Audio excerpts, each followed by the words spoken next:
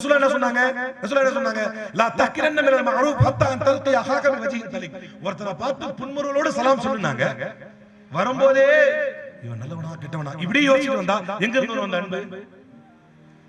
அந்த உண்மையான அன்பு வர வேண்டும் என்றால் அல்லாஹ்வுடைய தூதரை எப்படி நாம் பின்பற்ற வேண்டும்? ஹுதைஃபத்துல் யமான் போன்று எது கெட்டது? நாம் முனாஃபிக்காக இருந்து விடக் கூடாது. நான் சொன்னல ஹுதைஃபத்துல் யமான் அவரிடத்துல முனாஃபிக்குடைய பட்டியல் இருந்துச்சு. இன்னைக்கு நம்மில் எத்தனை பேர் முனாஃபிக்குகளாக இருக்கிறோம்?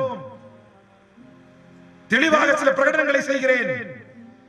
ஒருவரிடம் வாங்கிய கடனை திருப்பி கொடுக்கும் எண்ணம் இல்லாமல் கடன் வாங்கியவரா நீங்கள் முனாஃபிக் என்பதை தெரிந்து கொள்ளுங்கள்.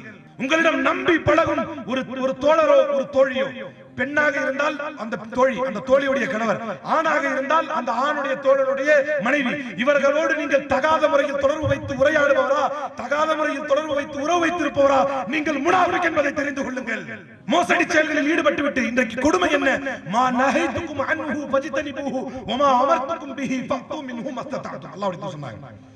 நான் எதெல்லாம் தடை பண்ணணும் அதை 0% சுத்தமா செய்யக்கூடாது. நான் சொன்னதை ஏவுனதை முடிஞ்சா செய்யுங்க. ஆனால் இன்றைக்கு மோசடி செய்து பெரும் பொருளாதாரத்தை திரட்டி வைத்துக் கொண்டு சதகா பண்றான் பைத்தியக்காரன்.